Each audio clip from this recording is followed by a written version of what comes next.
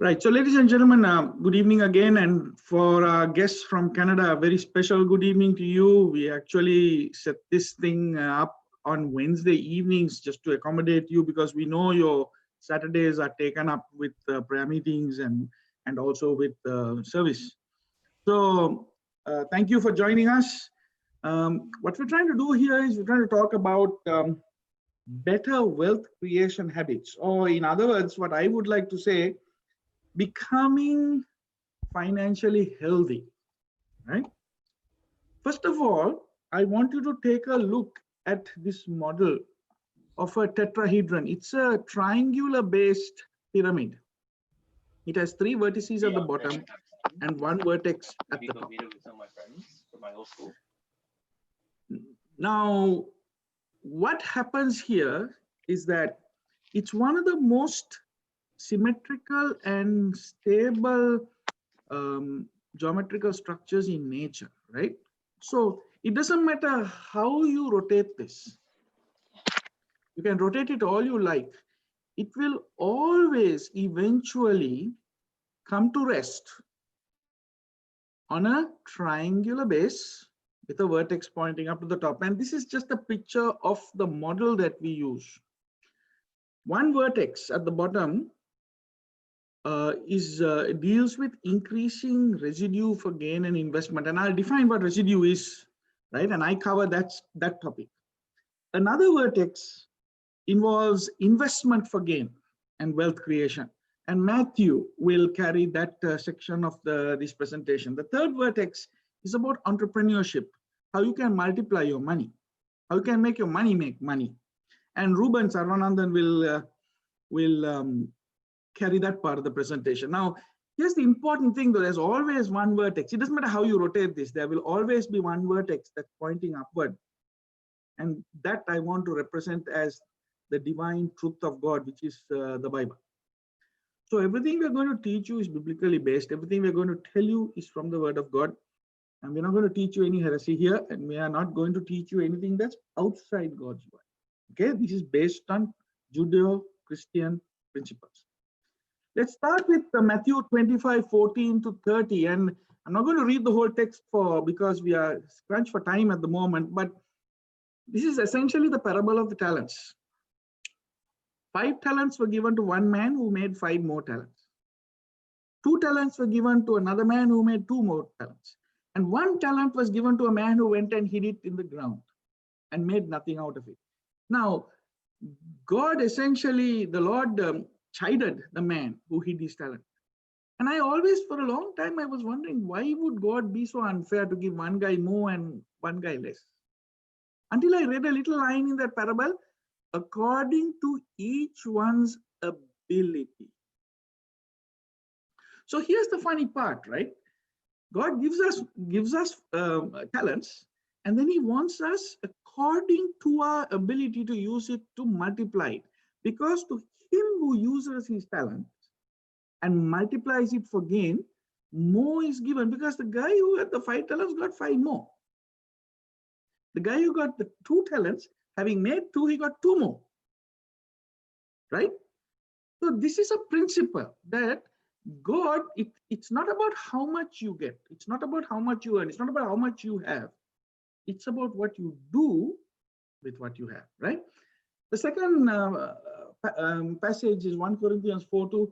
Moreover, it is required in stewards that a man be found faithful. Now, we've heard a lot about tithing and this and that and the other, right? At the end of the day, everything that we have belongs to God. And God expects us to be faithful stewards of everything he gives us. Now, here's the interesting thing. In the Garden of Eden, Adam and Eve did not plant a single tree. They did not actually grow a single fruit. God had already planted the garden. They were there to tend it, and their stewardship was their service to God. Interestingly, they were allowed to eat of any tree in the garden except for one. God planted, they tended. So there is this cooperation between God and man, what I call this stewardship, that man, which is man's service to God. where that God rewards. So he doesn't muzzle the ox that treads the corn. So the ox can eat of the corn it treads. Adam and Eve ate out of the garden, the trees that God had planted in his garden, right? So it's a very interesting truth. And I mean, the last couple of paragraphs is Luke 16:10 and Luke 19:17. He that is faithful in that which is little is faithful in much. You see, take care of the pennies and the dollars take care of themselves. It's the little drops of water that make the mighty ocean. It is the small streams, the brooks that become streams. It's the streams together that become rivers. And it's the rivers flowing into the ocean that sustain the ocean, right? So small things matter. Small things matter to God. You know, we live in this Western world where, you know, small things are allowed to pass by the wayside. God doesn't allow that. He wants us to be concerned about the little things. So my objective today is to give you some understanding of the true cost of money, and I'll define that in a minute. I want to define to you what inflows, outflows, and residue means, which is very simple. And we want to talk a little bit about maximizing residue.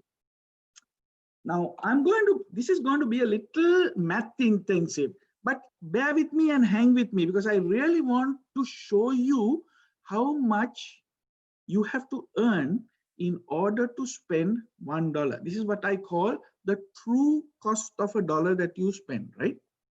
So I've taken some numbers roughly. Some numbers may be slightly lower than this, but most of us will have numbers that are slightly higher than this, right?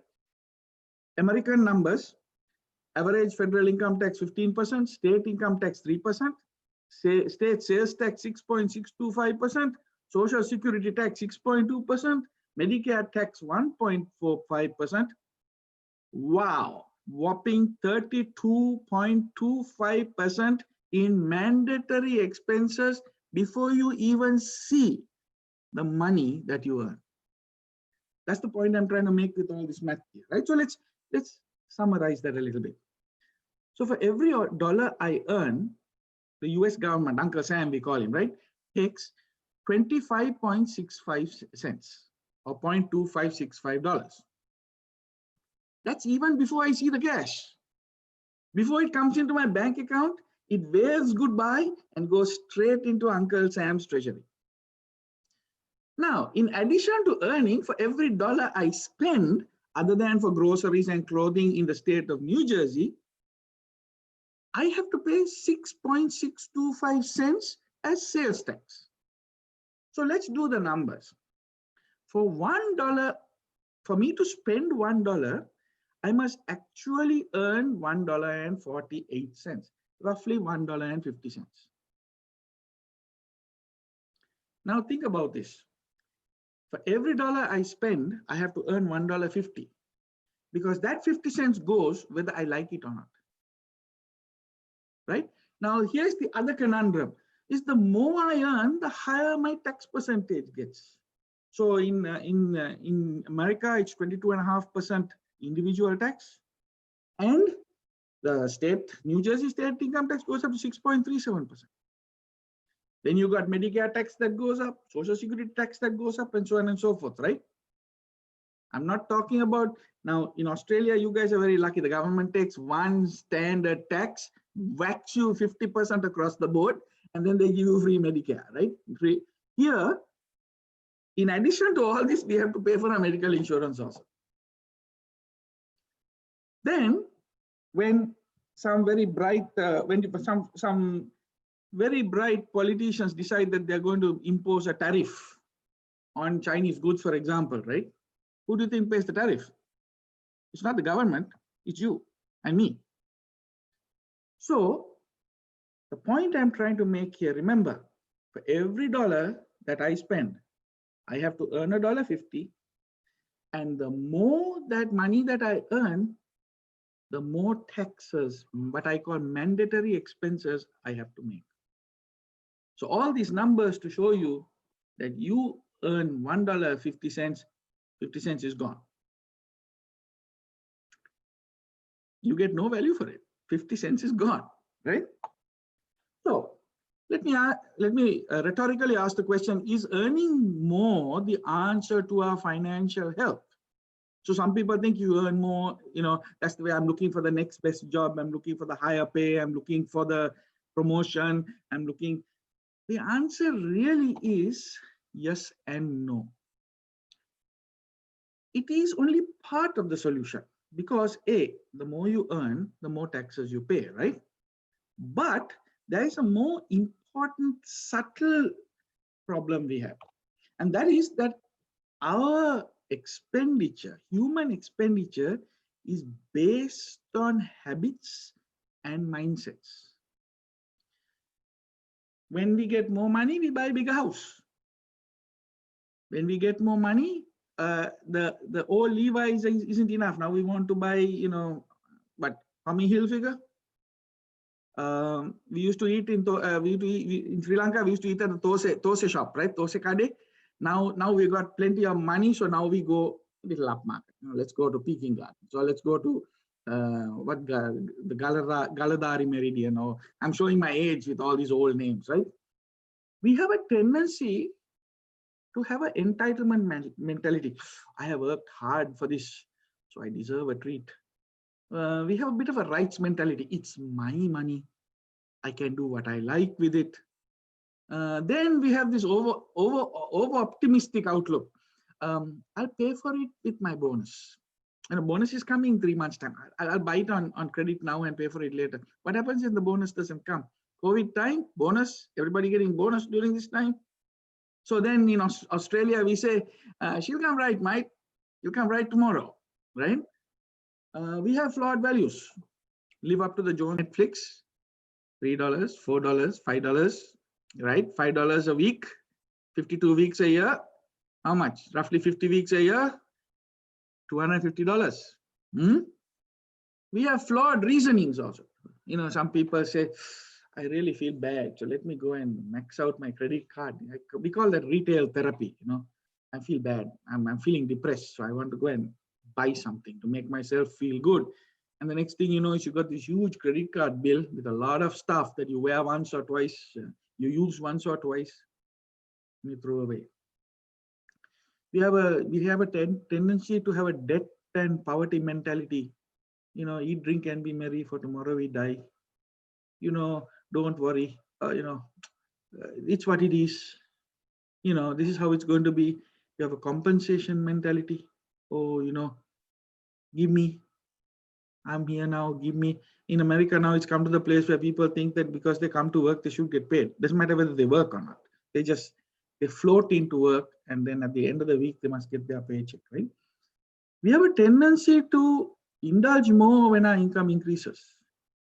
We have a tendency towards instant gratification instead of exercising fiscal discipline. And so what happens is we have a tendency to spend according to our fallen, weak habits and mindsets. Not just you, all of us have this. We have to deal with it, accept it, deal with it, check it, and ask the Lord to change it, right? So some national facts.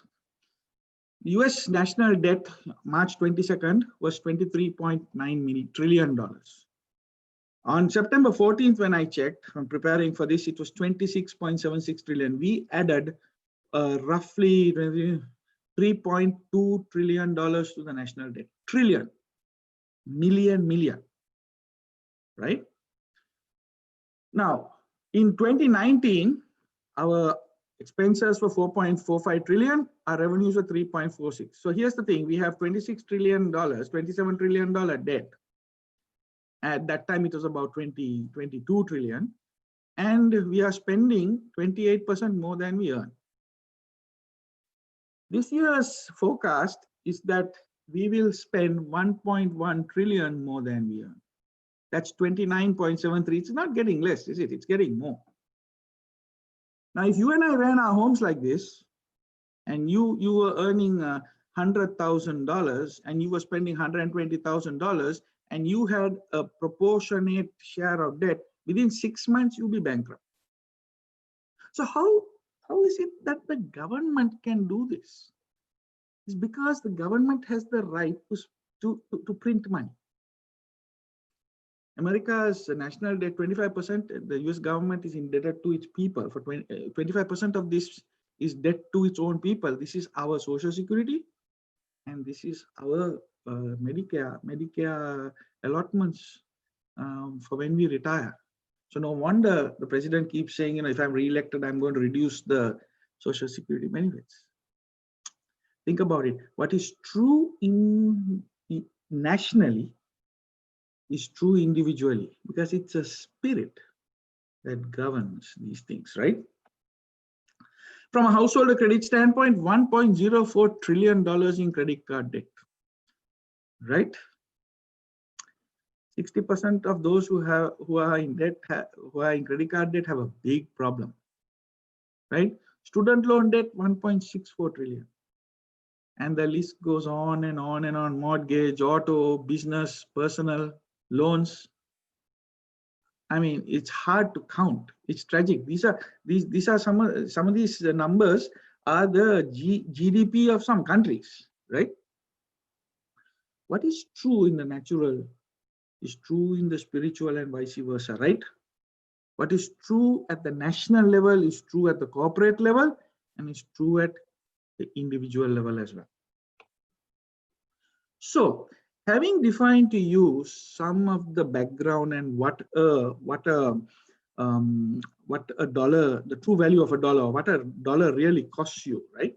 Let's now start looking at what defining inflows, outflows, and residue, right?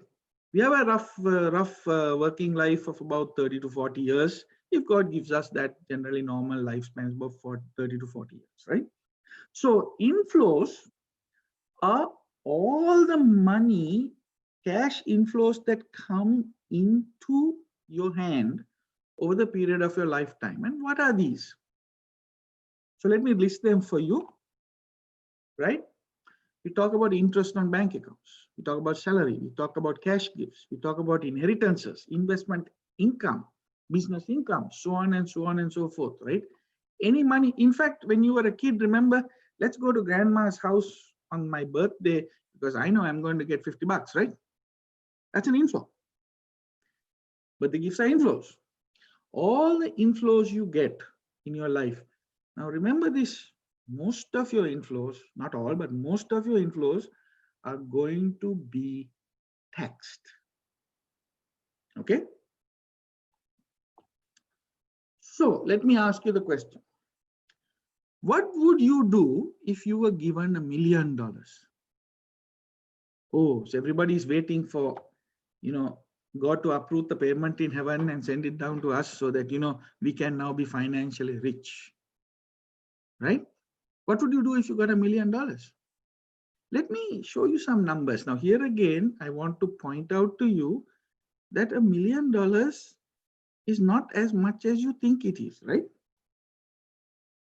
If you worked for 40 years at $13 an hour, you will make $1,081,600. If you worked for 36 years at $9 an hour and you got a 25-cent raise per hour increase, 25 cents per hour raise every year, you will make $1 million in 36 years. Now, in Australia and in America, I know that the minimum wage is more than $9, right? So look at it this way. Most of us will make more than 1 million. Many of us will make multiples of 1 million. So actually the question then is, what am I doing with the millions I make? That's a better question to ask. Here we are with good Christian mentality, waiting for God to give us $1 million. When God has given us many times more than 1 million, and He wants to see what we are going to do with what He has given us, right?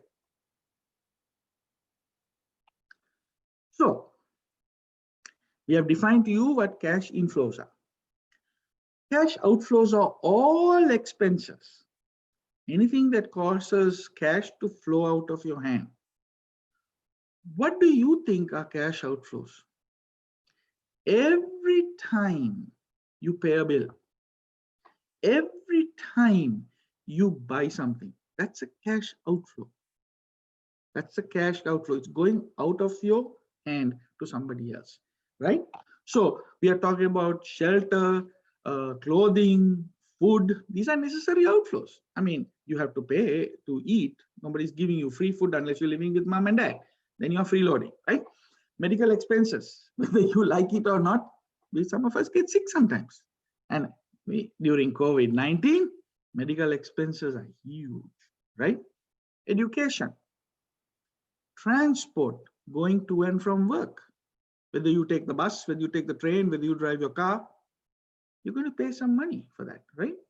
Taxes, we spoke about taxes. Remember the 150 to spend spend $1, you have to earn $1.50. And then we come to, let's leave debt for the moment and talk about entertainment and welfare. I'm going on my cruise. I'm going on my holiday. I'm going overseas to see my family. These are all expenses. This is the cost of living. But there is one expense that I want to focus on, and that is the debt expense that we have. I mean, Ruben, Matthew and I are talking to a young man, and we are trying to help him to manage his debt portfolio of about roughly $1.3 million. Debt, $1.3 million, right? So let me now take you and show you something about debt. Please give me a moment while I share this screen with you, right? This, I'd like to talk about a house loan, but this applies to any loan that you would take, any simple interest loan, right? Let's assume that you borrow $100,000 for your house. This is very conservative. I'm not sure how many houses are being sold for $100,000 in Australia and America, but let's just take a round number to understand what I'm trying to say. At 3% interest, loan period of 30 years, for 12 years, you're paying, for 30 years, 12 payments per year, you're paying $51,777 in interest. That's 51% of what you borrowed, you're paying in interest. Now, here's the interesting thing. Let's assume that I have the same interest rate, but I borrow $300,000. Guys, the percentage is the same. Of course, now you're paying $155,000. That's 51% of $300,000. You see how the bank structures things. So when you pay $51,000 in 30 years, by the way, when you buy your house in 30 years, you have changed the roof, you have changed the water heater, you have changed the air conditioner, you have changed the tiles, you have changed the siding, you have done repairs worth another 50,000 at least, right? Over 30 years, because things break. The bank has collected from you a cool 51.8% at 3% interest. You understand when you talk about credit cards, you're talking 24, 25%. You understand when you're talking about car loans, you're talking 5%, 6%. You see how these little, remember, these little drops of water that make the mighty ocean? See how these little things add up. Just see how these little things add up, right? So let me stop share here and go back to share.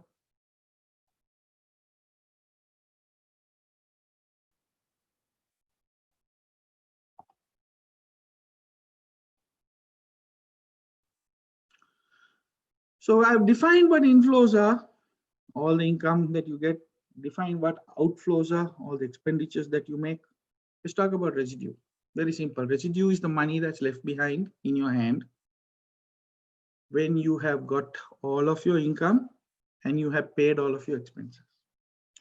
Inflows minus outflows is the formula. Very simple arithmetic formula. Here's the thing.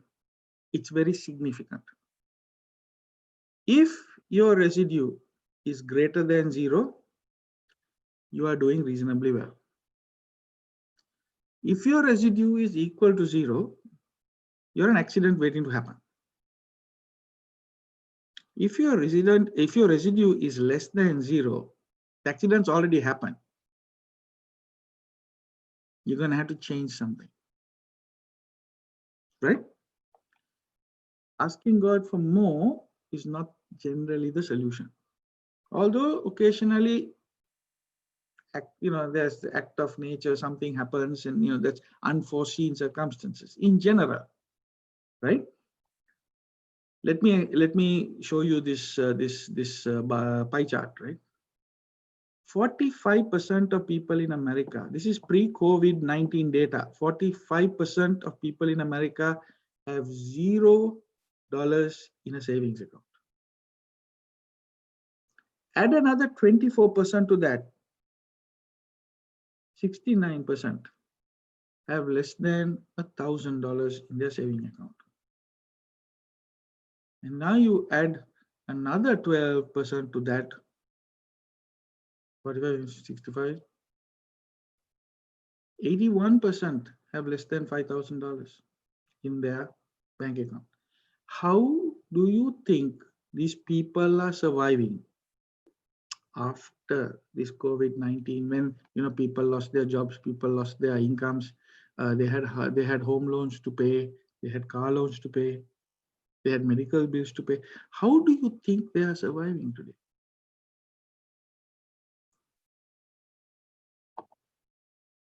So, our financial goal through life should be to maximize our cash residue. You see the man on the left-hand side, he's got $200 in his hand. We want to progress from that point to the man on the right-hand side who has wads of cash in his hand. And in order to do this, earning more is only one part of the one variable in this equation. There's another big variable, and that is expenditure. We're going to have to deal with expenditures, right? So we use a simple model. To be financially healthy, you have to minimize your outflows and maximize your inflows. And how do you maximize your inflows? You have to invest. You have to be entrepreneurial. You have to start thinking differently. Your money has to make money. And that's what Ruben and Matthew will focus on, right? My focus is on the left-hand side of this graphic. How to reduce your expenses, how to cut your expenses. Not with the poverty mentality, I'm going to wear torn shirts and walk on the street. That's not the kind of thing we're talking about. We're talking about, as a Christian, how to be good stewards of what God has given us today. Solid stewardship is what is expected of us, because remember this, we are living in prosperous nations. There are people who don't have food to eat. There are people who don't have clothes to wear. God is going to hold us accountable. Okay. So some things we will address in our sessions, if you choose to go with us, is the need for good financial habits. How to increase your residue by reducing and eliminating debt.